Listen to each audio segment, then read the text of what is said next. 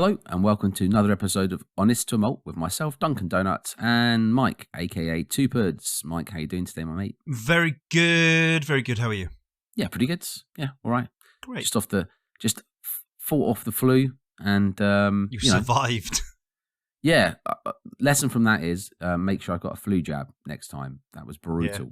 Yeah, I think it's like the third time I've ever had it. I mean, to be fair, I did think you might die at one point, judging by how you're talking to me. I was like, that sounds horrific. It was horrific. It is what it is. Past it now. Like pretty much back to normal. Just feels like a cold, like a bad cold. You just sound huskier now. Yeah, I'll keep that. Keep the huskiness. Yeah, keep that. Slightly more manly. Yeah, nice. Slightly more manly. Okay. Actually, this is the third time I've had the flu in my life. Before I had the flu the first time, I actually sounded like David Beckham. It's been a progression. And I'm Victoria. Yeah. Right, so Mike, what's the episode title today? So we are episode 48, and the episode title is geniusly from yourself. Yeaster Bunny. Yeaster Bunny. So we're going to talk a bit about whiskey, chocolate, Easter. We're also going to have a go at devising the ultimate Easter egg hunt, which obviously include whiskey. Mm-hmm. But first, we're going to have a catch up about, first off, Mike, what's been in your glass? What's been up your arse, my friend? What's been in my glass is a hell of a lot of stuff at Whisky Live London. Missed that, didn't I? It's worth it. Yeah, I remained, for me, going to a festival with free whiskey, very professional, I thought. Yeah. No headbutts. I remember getting home.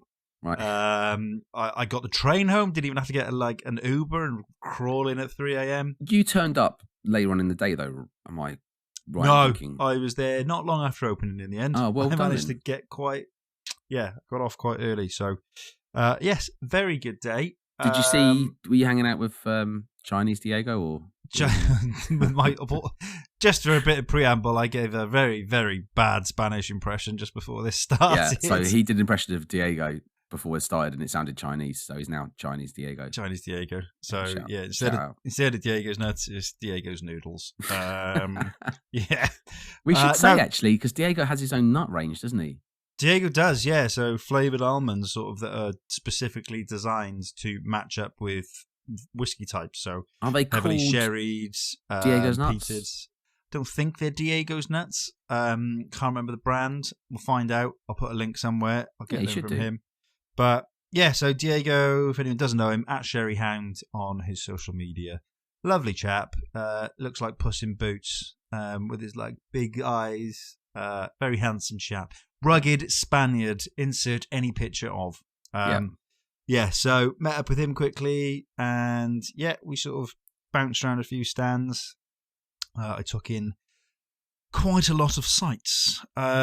Whiskies, I sort of dived into. Bushmill 16, port, lovely, very decent. That was sort of immediately as you walked into the venue. Yeah. Really enjoyed that. The one that did tickle my fancy was the Annandale Man of Swords, an ex-Fino single cask at 60.4%. Just really good stuff. I definitely was not advised by the person on the stand to avoid buying it directly from Annandale. I think Annandale have got it up at 95 quid. Master of Malt currently at £66. So, yeah. Right. Well, Annandale have already made their money on that, haven't they? Anyway. Yeah. Mate. Yeah. 65.68 as I correct myself and look at it at the moment. So cask 397, and that's a little recommendation from me. Yeah. Bumped into Ian Allen, lovely bloke, obviously global ambassador for Glenmorangie.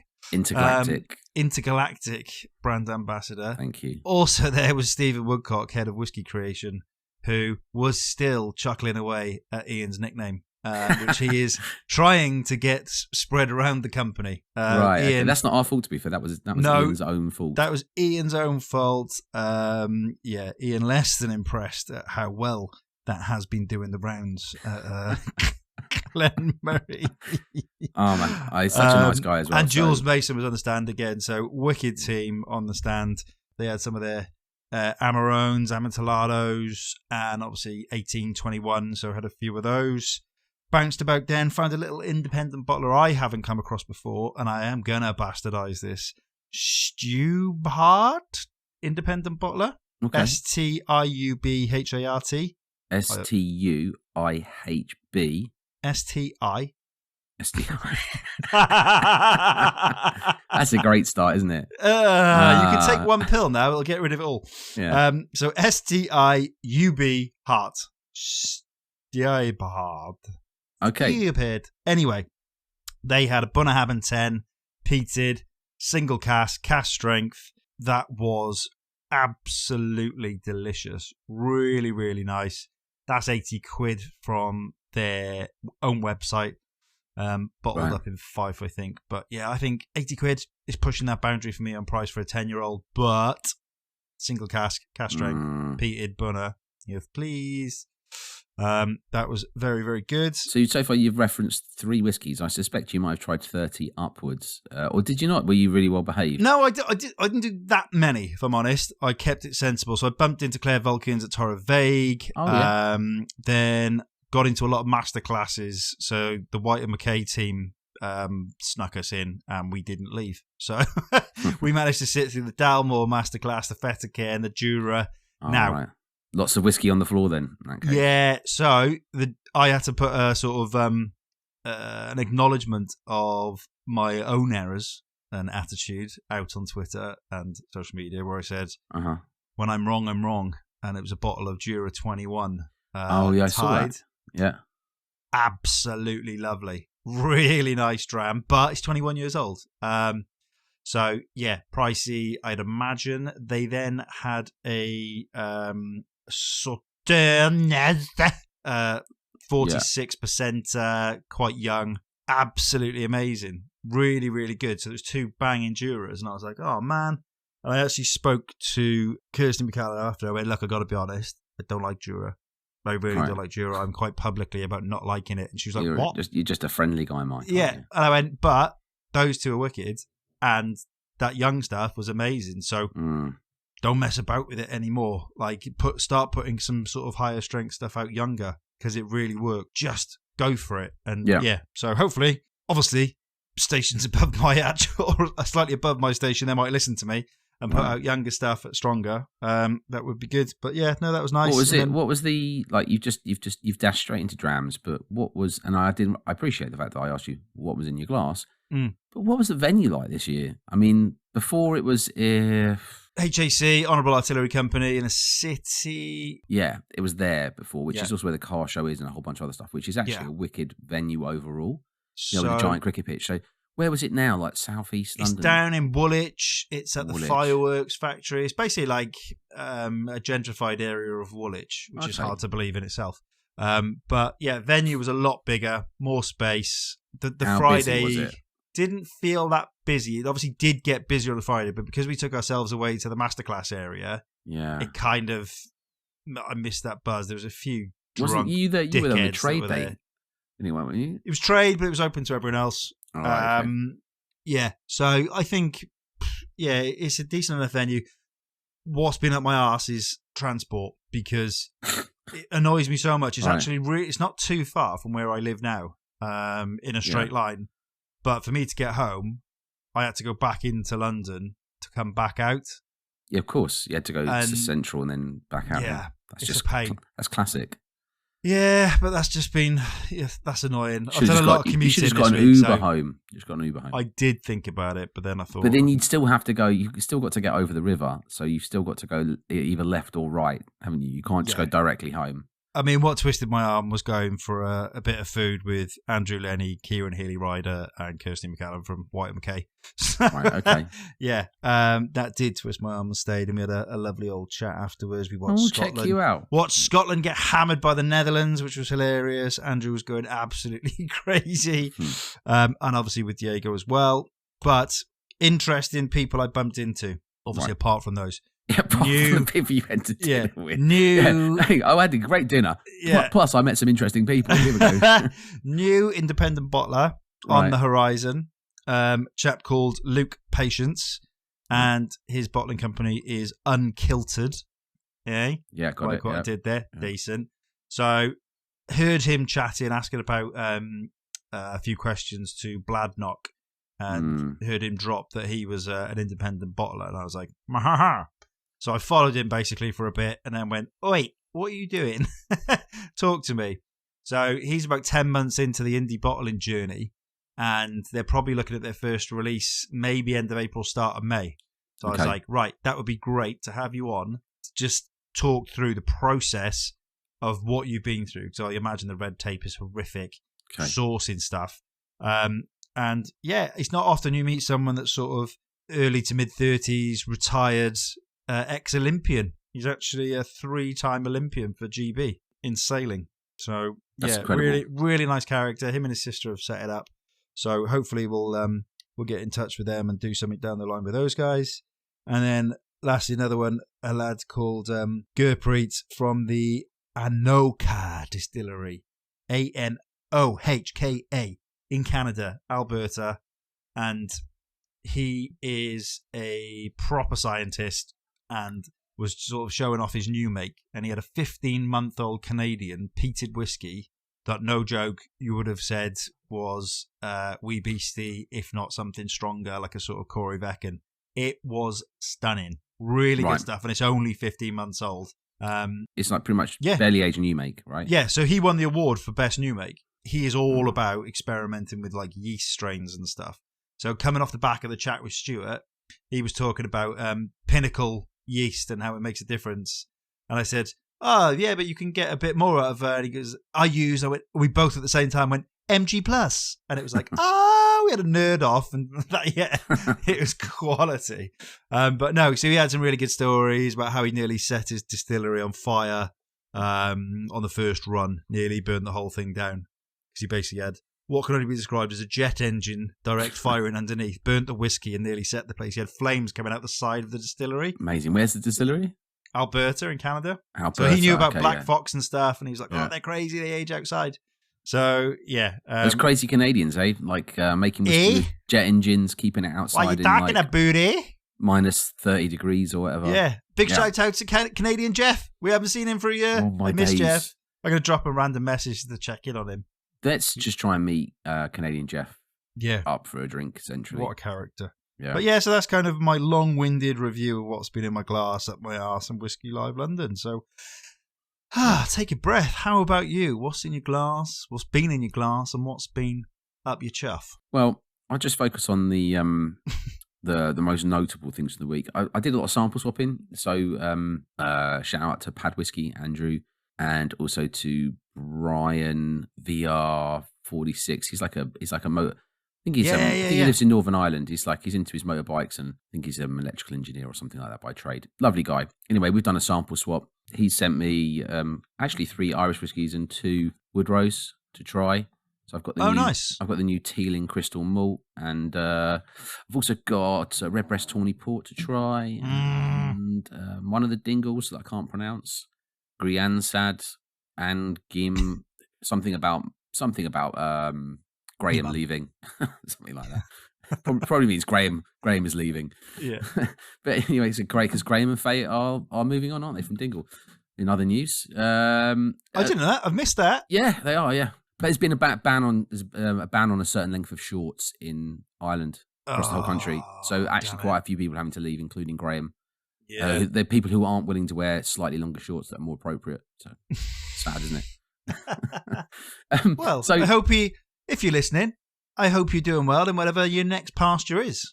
Yeah, I mean, they haven't announced it yet. I'm sure some people know. We don't know, but we'll wait and watch with bated breath. But anyway, so Brian sent me some drams. So I've also sent drams back to both of them. Got to send some drams to another Brian. You know, the Brian, Spreadsheet Brian, aka Malt Musings legend. Yeah. So that's partially been up my arse, to be honest, because as much as I love receiving whiskey and giving whiskey, just the bottling it, wrapping it up, taking it to the post office winds me up. Don't tell me I can get them to pick it up from me, because just about it's not that far to walk. A highlight from one of these things I tried is a What Whiskey Campbelltown blended malt, first fill burbs, 6-year-old, 58.6%. Andrew tells me that it is indeed a teaspoon Scotia, and it does taste like a Scotia. First fill, it's just really big on vanilla and caramel, and then other stuff that you'd expect, you know, the funk and a bit of peat in there too. Decent, that was really good. And I made some more time to try this Black Friday Lowland 15-year-old, which I gave you a sample of, and so I wondered if you tried it. but I absolutely adore it. I think I mullered it, but I don't think I made any notes. I adore it anyway, just because of the mouthfeel and the texture. And also an auction win. I got a Lejig, which is 15. Yeah, 15. So this one was 2002 to 2017, 15 years old. Nice. And I got it because it looks like a bit more classic in profile. It's basically just tar, coal dust, peat, sooty, ashy, beachy backdrop, and it's chucked in a bit of sort of hard candy, barley sugar, lemon. So it basically just tastes of like eating lemons on a pile of coal whilst on fire. It's actually it's different because these days I don't know if they don't seem to put stuff out like that anymore. Really, no. So that's why I got it. Is that Douglas Lang one? Yep. Nice. Yeah. And what's been up my arse is it me cheating on you and doing another podcast? Oh my gosh, no, that was actually really great. No, that was great. It was great just to see how average you were on your own. Prick. No, it was nice. Actually, we should shout out Whiskey Sean, right? Sean on Whiskey Wales. Whiskey Wales. Mike. Welsh spelling. Yeah, Mike featured on there, and he was tested on his Welsh whiskey knowledge, which was patchy at best, despite some last minute research. So you should, once you've listened to this in full, give that a check, give that a listen, give that a little tune in. Indeed. I enjoyed it. I listened to it on Sunday with a cup of coffee in the morning. Yeah, it's decent. Good. Anyway, what's been up my arse is when you get insurance quotes and you know it's going to be too high, they pump everything up these days. It's crazy. You get like a quote and it's like 80% higher than last year. 80%. Yeah. The inflation is like 5, 6, 7, 8%. Where's this 80% nonsense coming from? It's not even like one was just basic house insurance and there's nothing happened to the building. I was like, how can they justify 80%? Then you have to call in or go online and switch. And I usually call up to give them a chance to have a short conversation with them. Give them their best. Go on. Try and keep me. Oh, what the annoying bit is when you call up these days, all of these crafty big companies try to use the absolute friendliest voice possible. So I think the voice they were using after spending 7 minutes listening to automated messages was some like Lancashire accent or something. Mm. Can you do a Lancashire accent? You know, like aye, yeah. So if they were saying, aye, it was great. So all you got to do is like that, and it's like go to Wales. It's just like that's what's been up my arse because they know what they're saying is incredibly frustrating, and they're deliberately using the most friendly. It's normally Geordie's. Yeah, it wasn't Geordie this time.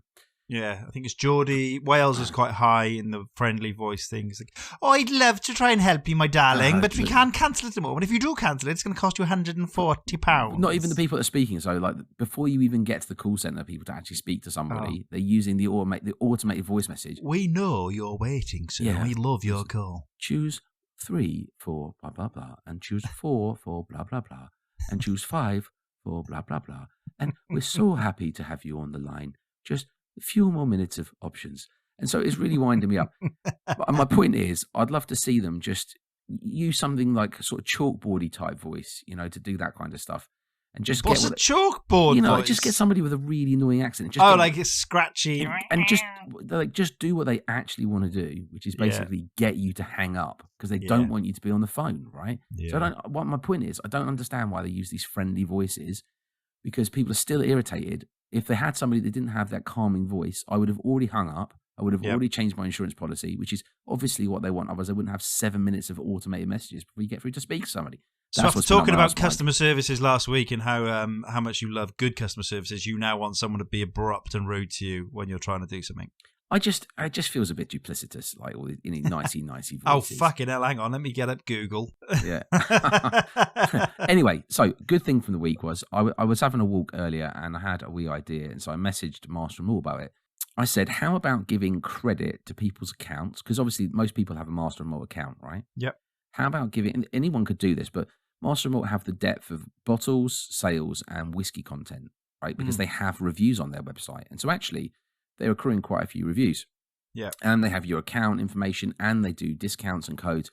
So I said to them, how about giving credit to people's accounts of, say, like £1 per review, up to a maximum of, say, £10 or £15 discount accrued. So every time you gave a review, you get £1.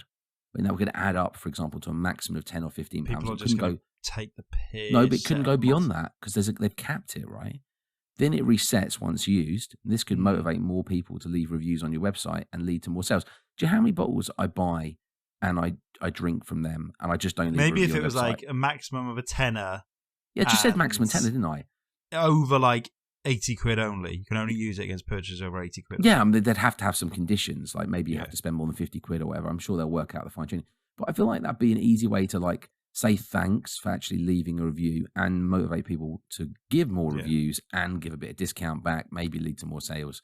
It was just an idea. Because otherwise, I just go and buy 2 Glencairns for a pound, like a penny, leave a load of reviews, and just stock my house with Glencairns. No, I don't think they'd have to. You couldn't just sit there like spamming like reviews for the same one. They'd have to have more kind of rules in place or whatever. Anyway, so they said thanks for the idea and they passed it on to the team. So let's see what happens. Yeah. Flipping back to yours, good news: home insurance. So I had an entirely different conversation with a home insurance company today. Yeah. I looked at my bank statement and I was like, why have I got money going out to Bradford and Bingley? And I couldn't work out where it was coming from. I've been paying home insurance on a house I left in 2019. So I rang up for 4 years. Yeah. And I think you started at 25, but it's now, as you say, increases. I've been paying £45 a month. And oh my days, for 4 years. Yeah. So she's like, I'll sort that out, pet. She was a Geordie. So that's, can be winging its way. And Lara was like, what was it? How much? You getting it back? How much is it? I was like, I think it's about 400 quid maybe. Definitely more. But yeah, that's a nice bottle for me. And then a lovely meal. Keep everyone happy. Everyone's happy. What a win. I was like, it's like a savings plan. Oh, yeah, that's really nice. Good job. Yeah, yeah.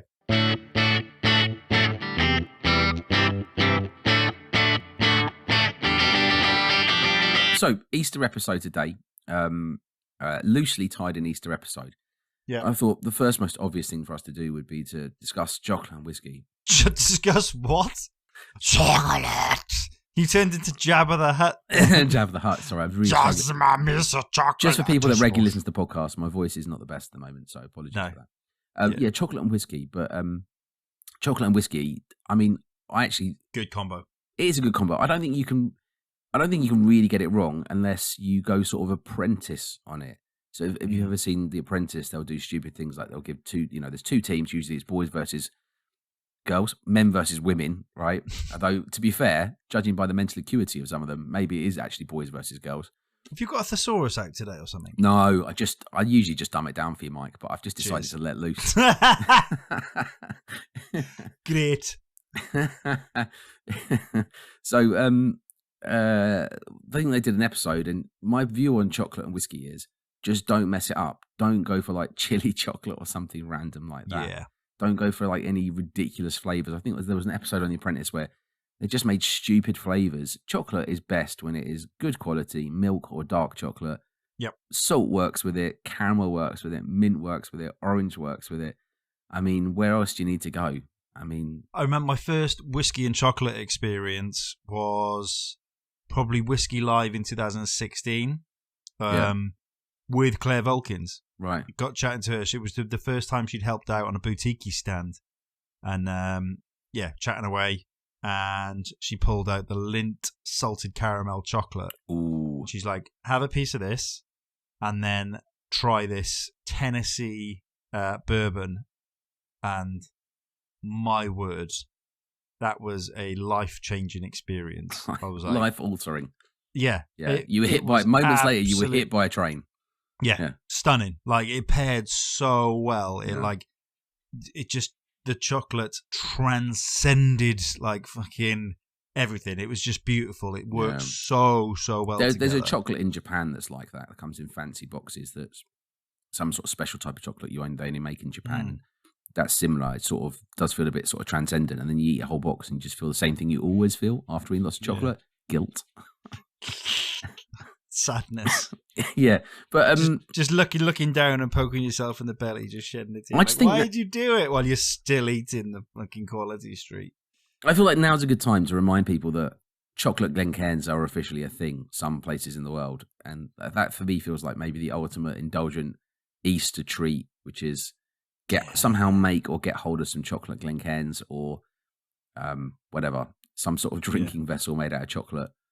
Can you go wrong? Be careful not to eat brown Glencairns, just in case it is glass. We're not saying just start having a nibble. I honestly thought you were going somewhere else with that. Oh dear me. Yeah. So I thought I was going to say initially, well, why don't we do this sort of chocolate and whiskey? And I've read some articles, and I started to drift off online. I was going to say we could just sort of recap some people's articles, but it just feels very straight down the line. So yeah, I thought it'd be more fun for us to devise our own whiskey Easter egg hunt. A Yeaster egg hunt. Yeah, a Yeaster egg hunt, indeed. Yeah. And try to come up with the most interesting one we could do. I've also looked at some Guinness World Record stuff around Easter. Oh, nice. Yeah, well, you know what people are like. They always try to win at something somewhere in the world. Probably America. Probably Merker. By the way, about a fair chunk of people do actually listen to the pod in America now, don't they? So yeah. Well, I think I put the last one out at midnight, something like that. Late. By the time I'd woken up, it had 30 plays. So for the 30 Americans, thank you, y'all. All right. Yeah. Be really cool to do like a late version of the late show whiskey version. That'd be super cool. That would have been our Christmas do, mate. Yeah, well, next time, right? But anyway, if you are American listening to the pod, feel free to give us a shout. Thanks so much. Or Canadian, because there's some Canadians as well. Yeah, true. Yeah. So, is there anything Easter egg hunt? Yeah, but before we go, is there anything else you wanted to add on the chocolate and whiskey thing? That's what I was going to say to you before we move on to devising. No, I think this whiskey. I would recommend the Lint range for anyone that wanted to have a little mess about, because salted caramel, raspberry, right? As you said, the sea salt one, the mint. Yeah. They all go and experiment. Have a little bit, not too much. Don't smash a whole bar. Just have a square. Restrict yourself. It's fine. And then try a few different drams. See if one just suddenly goes and clicks. I've just thought of one tip for people, which is this: don't eat chocolate in bed. That's the tip. Because if you happen to drop some on the bed sheet, it doesn't look like chocolate the day after. And if you can't remember, or other people look at it, they'll be horrified. So just never eat if your missus walks in while you're trying to clean it up, licking it the next day, it's just a bad look. Yeah, but seriously, when we were younger, I remember that happened with my parents, and I think we'd all, I don't know, because you were young, your kids, or whatever, and you must have been Easter, and we probably had some chocolate in bed or whatever, and that happened, and I remember thinking, oh my God, what is that? But it was chocolate, right? Did you shit yourself and your parents just trying to convince you that it's Easter? Yeah, that's it's okay, Duncan. That's exactly what don't touch the chocolate. Don't touch the chocolate, but it's okay. And it's only chocolate. Still in therapy for it now, Mike. Yeah. So anyway, if there's no other tips, I'm going to move on to devising the greatest ever Easter egg hunt. Yeah. Well, Easter egg whiskey hunt. But if you can come up with any other better ideas or different ideas, let us know. Feel free to let us know.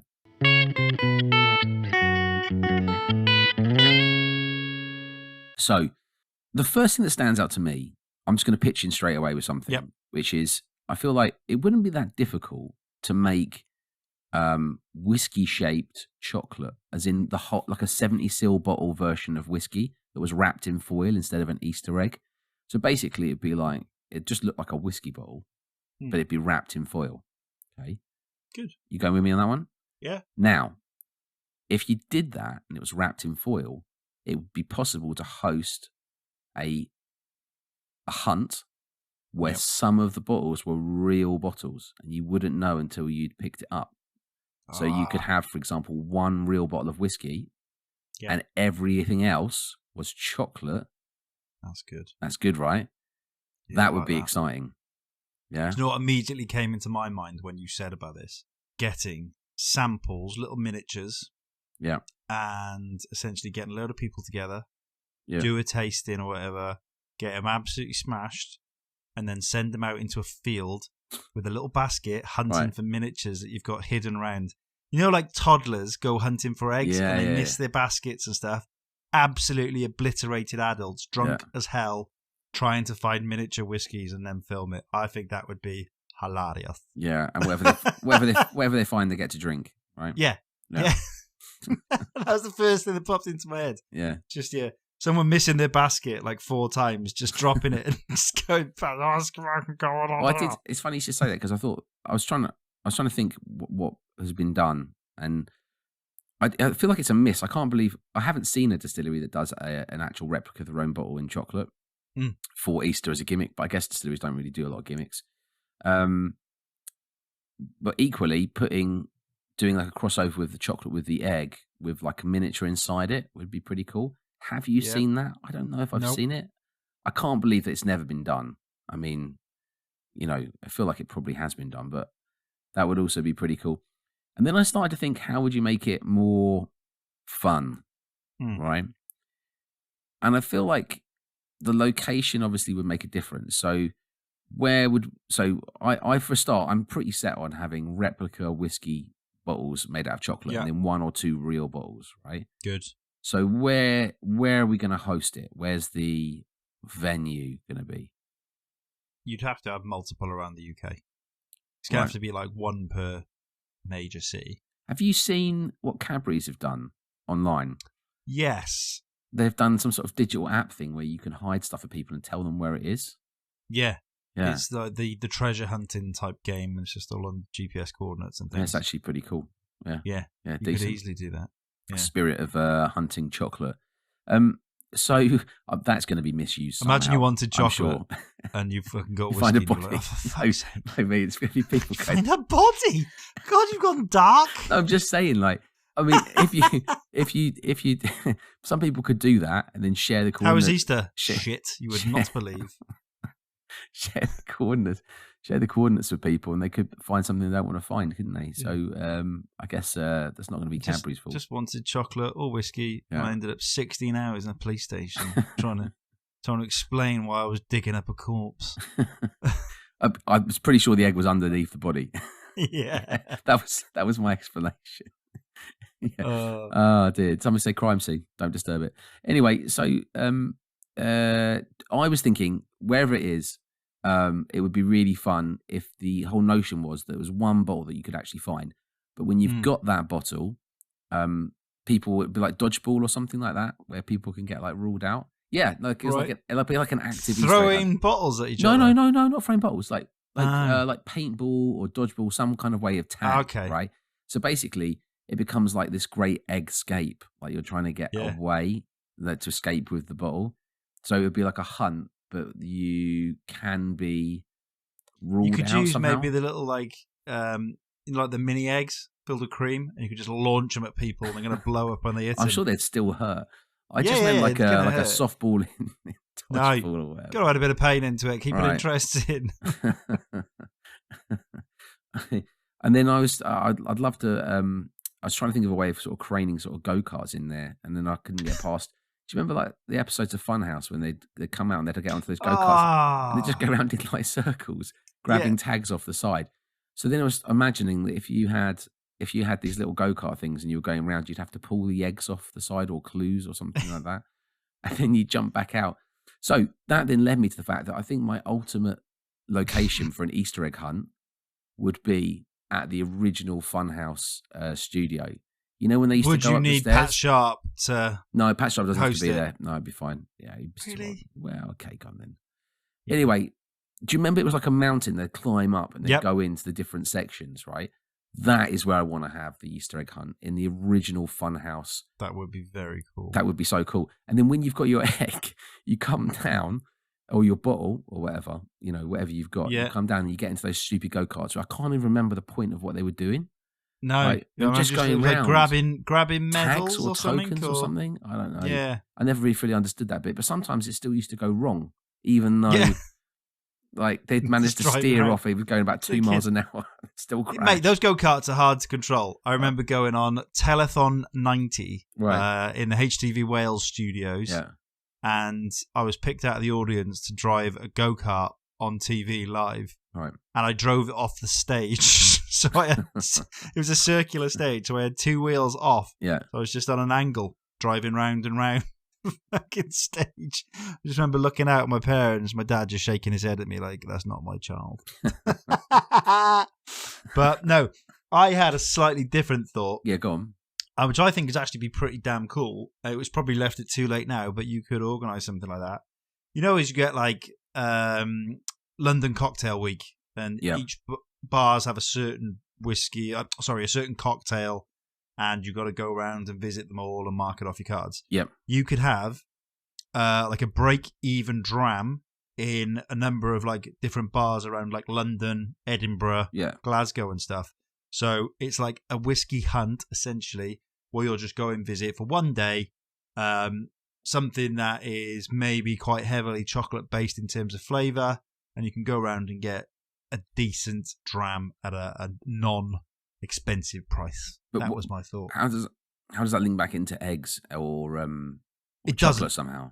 It was some chocolate linked in the flavours. So I guess you could have it time notes. limited. You have to get around to a certain number of places to try the break-even dram, and the first to get to the end or whatever wins. Or along the way, there are clues, and I was just thinking of a genuine business idea. I think it'd be good. You could probably encourage a bit more business through your bar. Yeah, so, that's true. Although if people are going to go to the next place to get the next break-even dram, you're not going to make any money, are you? So depends where they start. They could settle in your bar and that's you for the night. If you had really creamy dome Guinness, then they might stay. That's the trick, isn't it? You go, we've got to go. And you go, there's a Guinness for that person over there. Oh, that looks really creamy. Oh, we'll just have a Guinness. Go on then. That's how it works. So I had a look online at some of these Guinness World Records, and how many... The largest ever Easter egg hunt. This is off the official Guinness World Records website, by the way. So how many eggs do you think were in the largest ever Easter egg hunt? It was in Cypress Gardens. Be in America. Florida. It was in Florida in 2007. Florida, full of fat people. 5 eggs per person. Let's say 1,000. 5,000. Now I feel ashamed for them, not for you, for them. Yeah. 501,000 eggs. What? Yeah, 9,753 children. I assume this was when a storm wasn't happening. Yeah. Yeah, that's pretty crazy, right? That's the largest ever Easter egg hunt. Yeah. There was a big increase in diabetes in that period on the medical charts. The largest ever decorated Easter egg was in Brazil somewhere. No, it was in Brazilian town, right, called Pomerode in 2019, and it was 15 meters tall. That's pretty bonkers, isn't it? That's decent. I wonder if we can. Is anyone ever going to beat any of this stuff? This is pretty crazy. Someone did the Easter egg tree, and they broke the record for the largest Easter egg tree. How many painted hen eggs had they hung on this tree, Mike? 1,000. No, again, very low. 82,404. Who on earth? People need to get a hobby. People need to get a life. Think about what they could have done. They need to start drinking whiskey. What could they have done with that time? Do you know what I mean? It's not exactly how. And had a coffee. They could and just relax. How many Meals on Wheels could they have done in that time, or whatever? I mean, that could be someone's like ultimate memory that they're like going to the grave happy, like that was just the best day ever. Can you imagine? Yeah, I don't know. Yeah, but do you know what I mean? It's like, sometimes humans do some very dedicated things. So hats off to them. But is it the best use of your time? I don't know. No, it is not. No, it isn't. Reminds me actually. Usually around Easter, all the on the post boxes, all the knitted things start popping up. People do like Easter displays and stuff. That's the thing. Mm-hmm. Do you get that where you are, or is it too spicy in Kent? Do you know what I mean? No, on top of they post always boxes. get nicked. Ah, right. No, they don't. So yeah, they do. There's always like posts on the local like Nextdoor app or on Facebook or on one of the groups, like just a picture of it, and then like people like, I can't believe it's been stolen. It's like, I can. Right. Kids are wankers. Another one for you. The most expensive of a hot cross bun. A hot cross bun baked in 1829 in Stepney in the UK was bought by a gentleman called Bill Foster for £155 at an Antiques for Everyone show in the NEC in Birmingham, West Midlands in 2000. It was originally made to hang in the kitchen to ward off evil spirits. Surely that had gone off by then. That would have been mouldy, wouldn't it? Would have been horrendous. Man, that would have been. Assuming they didn't eat it. Do you like hot cross buns? They're okay. If they're bought and in the cupboard, I'll have a crack. But I wouldn't go out of my way to buy them. Yeah, I'd rather have a crumpet, and they're available all year round. Me because she buys packs of hot cross buns, doesn't eat them. If they're toasted with a bit of muller in a whole pack. Yeah, if they're toasted with a bit of butter on them or a bit of jam, they're all right. But it's not the best, is it? I mean, there are better breaded. I'd probably rather have a Scotch pancake or a crumpet or something like that. Yeah, just a bit. But they fall in the category of it has to be eaten within. Same as like a French baguette. They go off real quick. You got to do it that day. If you don't muller that, you're throwing money away. That's why I'm so fat. I hate throwing food away. Yeah, I'm the same. Hate throwing food away. Here's another one for you. Most entrance into an egg hunt competition was in London, 2012, 1st of April. 1st of April. Isn't that April Fool's Day? This feels like it might be a trick. Yeah. Anyway, how many people entered this egg hunting competition? This feels beatable. This was in London. Okay. 3,000. Like 12,773, but that feels like that could be beaten, right? I mean, easy, yeah. So if you're going to go after record, right? We've got it. That's it. We're going to go after the most ever entrants for a Easter egg hunting competition, right? Which should just be one. What are those small cream egg? One cream egg. That's all we have to buy, Mike.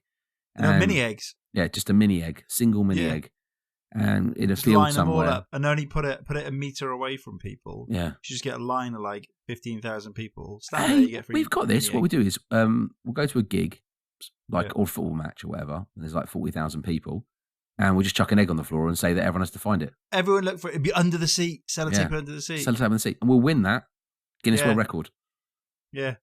People just aren't creative enough about. We get Guinness down there. The game. It's going to cost us a fair bit of money to supply 40,000 eggs. Easter eggs. No. It's just one. Okay. There's one egg. No one said how many eggs you have to have. It's a competition to find one egg. Yeah. And how many entrants. You allow people to enter free online, use a free service. They're all going to the football game anyway. 15,000 people enter. It's under someone's seat. They win. Done. Nice. Yeah. What do you reckon? You can't be asked, can you? I'm not going to. No. Do you not have any desire to get into the Guinness World Book of Records? I have zero fucking desire to get in the Guinness World Book of Records. Why? I don't know. I just asked you. You just said no, didn't you? So fair enough. Yeah, but like, what's...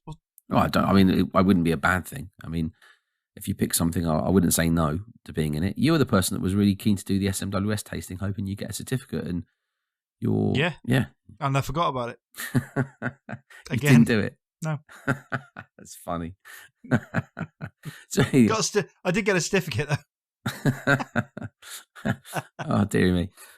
We said today we keep it a shorter pod because they're getting longer and longer, aren't they? So yeah. Oh, but we've got this blind dram to do from Paul, haven't we? So have you been nosing and sniffing it? I've been nosing, sniffing, and it's a sherry beast. I think, looking at the list quickly, I've said so far Glenfarclas and Dalliwan, right? Dalliwan. So, whereas I think this is a Glenrothes 16, 50% sherry butt. And what were the other three options on the list? The other sherry ones. So there's Arran 24, Dalliwan 13, Glenfarclas, which we've ruled out already, done. Glenrothes 16 refill sherry, Milton Duff 28, and then a Scarabus Isla. It feels nut. It feels very heavy on the caramel, sherry on the nose, and chocolate. That's why I'm going Glenrothes 16. If you try it, there's a bit of spice. Does it make you burp? It did. I'm just all over the place at the moment. Maybe, more sherry, more caramel. Maybe some, I don't know, like chocolate. Maybe a hint of banana, white pepper. Nice. Good. It's decent, actually. One of the best, if it is Glenrothes, one of the best ones I've had. But that means that I'm left with apparently the Milton Duff, Arran, and the Scarabus. And you are left with the Dalliwan, Milton Duff. The Milton Duff and the Isla. Because you've already said the Scarabus? Yeah. No. Yeah, whichever one the Isla is, yeah. Fucking hell. All right. So, Paul Main, Whiskey Toast, thank you very much for this sample. We've had a third Intriguing. 3 down, 3 to go. Yeah. Yeah. I want to say a quick apology as well. Oh, yeah. There was a slight slip in the last pod where I may or may not have declared Fleetwood Mac Albatross walrus. Didn't sound right to me, but I didn't want to attack you, especially not with Stuart Dick on. Yeah. So apologies, Fleetwood Mac, if you're listening. That classic, that banger probably walrus. Not. Yeah. There's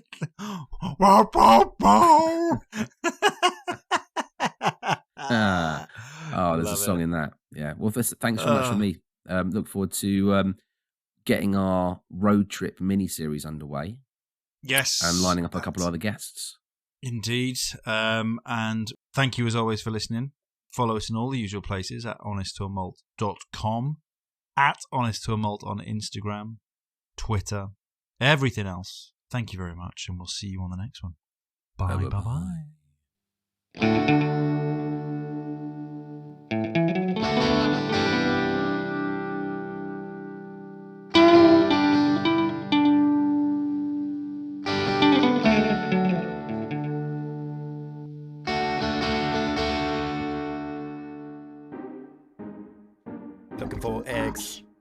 Looking for eggs, finding whiskey, looking for eggs, but finding whiskey, yeah. Looking for the whiskey, but finding their eggs, finding dead bodies, oh no. Call a po-po, looking for eggs, finding whiskey, you know I win. Whiskey for the win.